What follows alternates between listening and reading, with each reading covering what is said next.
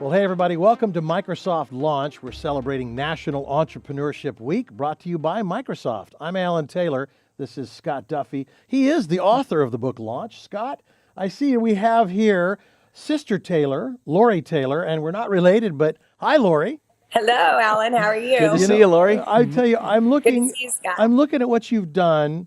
Founder of Rev Media Marketing, Forbes Top 50 Social Media Power Influencer 2 years in a row. You're also founder of TrueDog, TrueDog.com, the only direct-to-consumer, all-natural dog food and supplements company. You are a busy woman, but on top of that, everybody, here's the kicker. She raised almost $4 billion, $5 at a time. Scott, that is amazing. So seriously, just say that one more time. Raised almost $4 billion, $5 at a time. So the first question, Lori, is how did you do it? Well, I had some help. I wasn't by myself, that's for sure. I've been working with disabled American veterans for the last 22 years. Wow. And I came on board with them back in 92, I guess it was, met with Max Hart, and they were a direct mail machine. And for people watching right now, they may think direct mail is dead, and I'm here to tell you we raised over $100 million last year alone for disabled American veterans. So I assure you it's not dead at all. And we did that by working together and coming up with unique strategies to put in the mail, and it was primarily based on story. And interestingly enough, one of the things that disabled American veterans did differently, which I think is important for people to think about, is we didn't just tell the sad part of the story. We didn't just say all the bad things that happened to the veteran, because really our veterans do not like to be portrayed as victims or anything else. They don't. They don't necessarily like to be portrayed as heroes, believe it or not. But what we found was most of the veterans that worked with DAV in the capacity where we could share their story did so because they found DAV because they wanted to give back to their fellow veterans. So what we did was we found a way to tell the story, to say, hey, here's where I was, but here's where I am now. And the reason I'm there is because of disabled American veterans, because they helped me give back to people who needed help as much as I did at one point. And when we started making that turning point in the story back in the 90s, our donations really lifted. I was the inventor of the gold foil address label with disabled American veterans. So now that you get those in the mail, we were the first people to ever do them. And in fact, DAV, which is their acronym, they thought I was insane because it was pretty expensive to put in the envelope. But we did it and it won. Testing. The reason we were so successful and continue to be so successful is because we test everything we do. And some of the things we think are terrific are horrible. I want to say before he gets going, because I know he's got a lot to say. I'm like ready to jump out of my chair right now. Thank you on behalf of anybody that's ever worked with the veterans. I know I work with Patriot Outreach, and it's so important that we all get involved. So thank you, Lori. Oh, thank you. And I appreciate you saying that. Like I heard Max Hart say one day he was getting accolades into being inducted into the DMA Hall of Fame. And he said, I'll accept this award. I worked hard. I dedicated 30 years of my life to this organization, but it wasn't very hard considering I was selling the red, white, and blue. And I kind of agree with them, So one of the things that really struck me about how you did it, how you accomplished that big goal, was you talked about your target. And the way, Alan, that I originally connected with Lori is, and by the way, I look up to Lori as my number one marketing mentor guru, is that I had acquired a list. It was a list of about, 15 million people that had signed up to purchase a certain kind of product. And I got access to this list.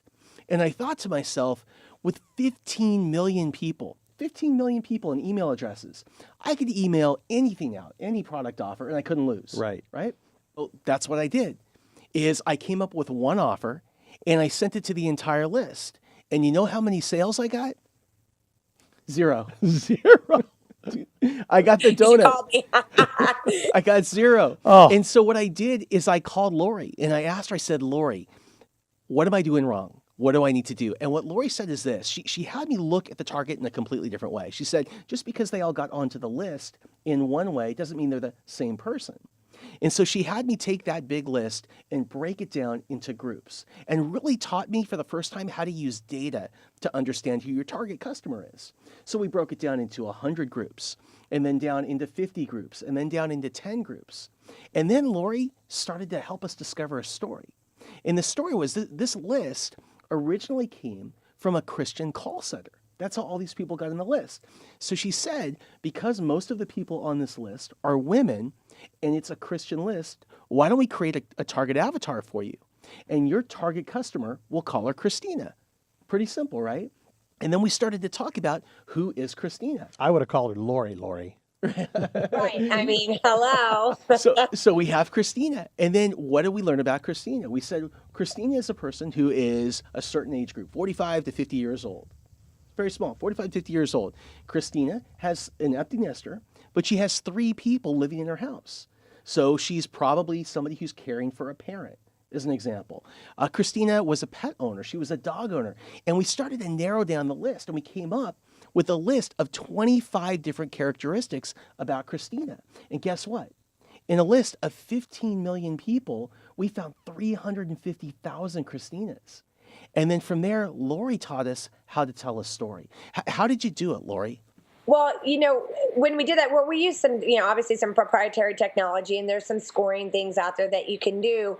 But I think the most important thing to start with is to back up for 1 second, is just for people listening, just so you know, when you go, if you have an invention, you have a company, you have an idea, your hardest thing to do is to pick who you're going to sell it to. It will be your hardest thing, because by nature, we think more is better. We just do. I mean, everybody does it. And it's one of those things where if I said, hey, Scott, I'm going to put 1 million people, 10,000 people into an auditorium for you, 10,000 people, and you can tell your message, and you can say whatever you want to say. They can't leave the building. They all have credit cards. Go for it. Or I said to you, I'm going to have 1,000 men in the room with teenage boys that have this problem and that problem and that problem. You would have a better chance of pulling out the parts of your story that would resonate with those types of people. So what we did was we took a broad topic of religion, right? That's a very broad topic. And now you have to say, why does this woman talk about God? What would enter the conversation for her about God? Is it about her children? Is it about her dog and her connection she has with her dog? I mean, those are the things that we started asking, were the kind of questions of, if this woman was going to talk about God or Christianity, how would it tie into something that's specific to her, so that when you're telling the story, it's a story she can relate to. There's so many people out there talking about brand and story. But the reality is, in a business where you sell a product or a service and you need to get profit and losses, hopefully no losses and profits out of your company, you need to be able to tell the story that's relevant, a story that sells the soap, which just means monetize your message.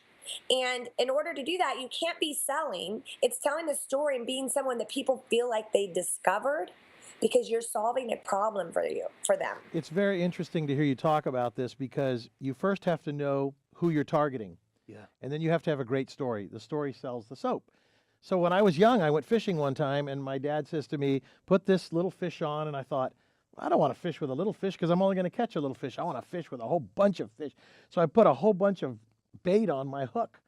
I caught a huge shark. You really have to know what you're fishing for. I didn't want to catch a shark. I wanted to catch a certain kind of fish. So it's the same way when you're doing business. You got to know who your customer is. Lori, if there were 2 or 3 important keys to really nailing your story, what would you tell our entrepreneur viewers? Yeah. Okay, so I would tell people, and I wish this was my idea, but I think what I like to share with people is I'm a voracious reader, right? Leaders are readers type thing, and I read. And I speed read. I read very quickly. And one of the best books I've read recently is Scaling Up. I think it's by Gary Byrne. I also heard him speak in person. And he said something to me that even I hadn't done. And it's what I've just been telling everyone I could meet that they have to do. What are the 2 or 3 words you want to stand for? So when someone hears the name of your brand, who are you? Now, in Gary's case, he said he was the growth guy. But the funny thing was, is he figured out no one cared. Like, everyone agreed he was the growth guy, but it really wasn't relevant to monetizing the message. So when you're doing your story and crafting your story, you need to think about that person who's absolutely going to fight to be in the front of the line to get what it is that you have, which is hopefully the solution to their problem. And when they buy it, they can tell one of their friends, look, I don't remember all the details, but True Dog, it's amazing. It's better. Like, it's better. So our whole line about True Dog is not so much what it is, other than it's better, which leads the conversation to why is it better? And then we go down into that, knowing who my avatar is and knowing what's important to them, which they are extremely health conscious and they're terrified that their dog is going to die. That's my avatar. They want their dog to live as long as possible, and that is all that matters to them because they're an empty nester. And it being an empty nester means they had children, so they have that very maternal instinct. And then the children moved out of the home, and now I have a 19-year-old, and you're kind of second fiddle. And they need that person to depend on them, that fur baby. And so the story I tell to them is basically how I would talk to someone about their child. I talk to them about their dog. And in all sincerity, because the power of my story in this case was my Great Dane died of cancer. So the reason I started the company was really meaningful to other people because I've been there and I've made the wrong choice. And I think a lot of people need to remember when they're telling their story to be authentic. It's not so much, oh, I lived in my car. I mean, I don't think people need that kind of drama to believe in your story, but I think they need to understand the pain that you were in and the point of pain that you were in when you crafted. Why did you come up with the solution?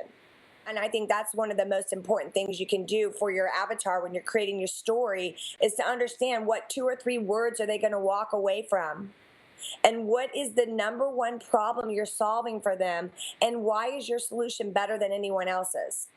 And if it's because you've been there and done that and overcome it, I find 9 times out of 10 that will sell the soap, if it's true. Lori, I know you do a lot of work on the side with entrepreneurs and teach them how to tell their stories. Where can people find you? So one of the really cool things I'm doing with Kevin Harrington, actually, the first shark on the Shark Tank, creator of the infomercial, you name it, he's been there, done it.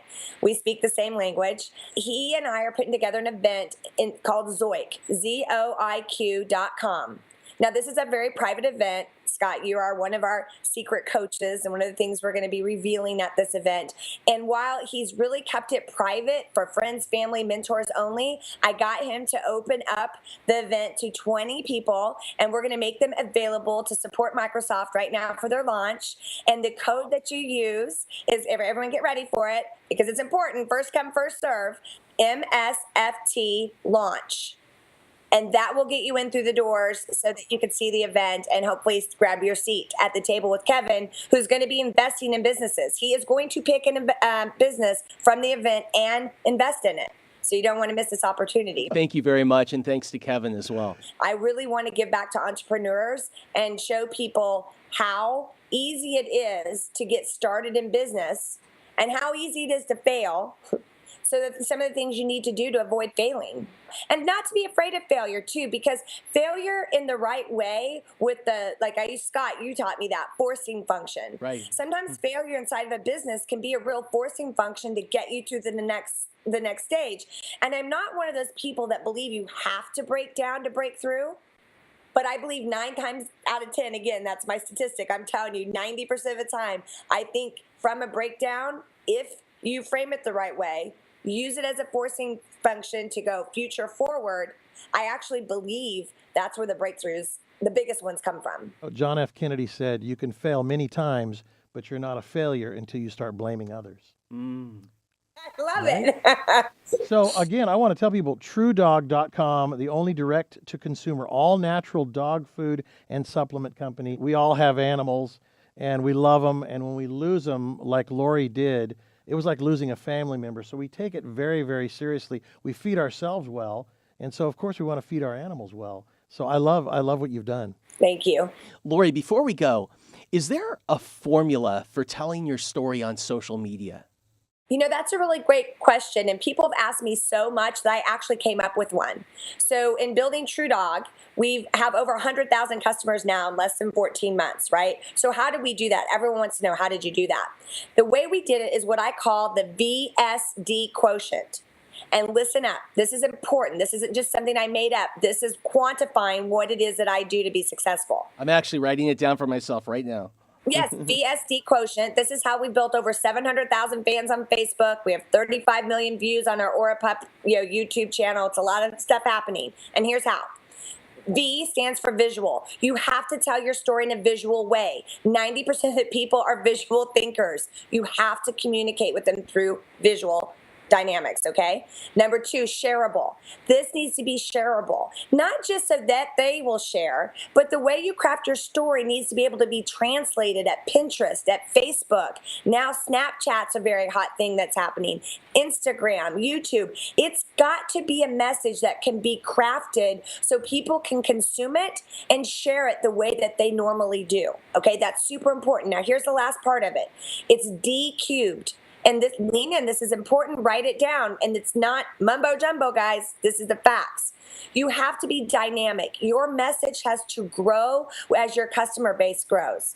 It has to be able, it can't be locked in stone. It can't be too crazy, but it's got to be dynamic to where your community kind of feels like they're helping you shape it.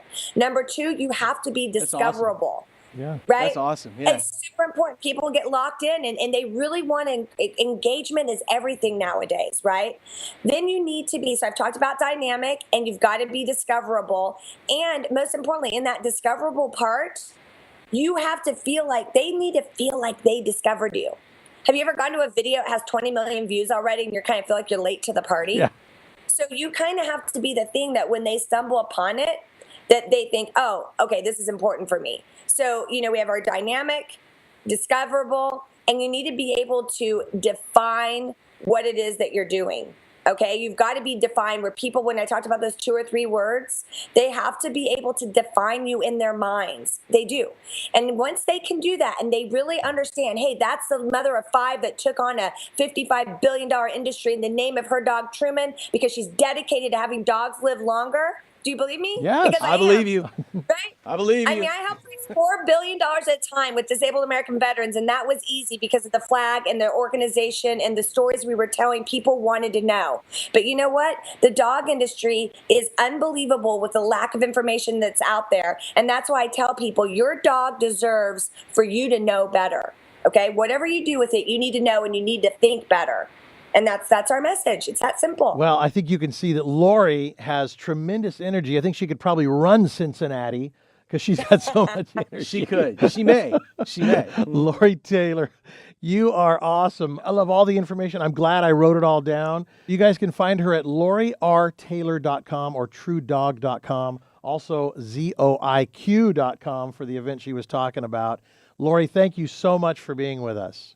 Thanks for having me, guys. I loved it. Thank you, Lori. Yes, this is Microsoft Launch, celebrating National Entrepreneurship Week, presented by Microsoft. Stay with us. There's more.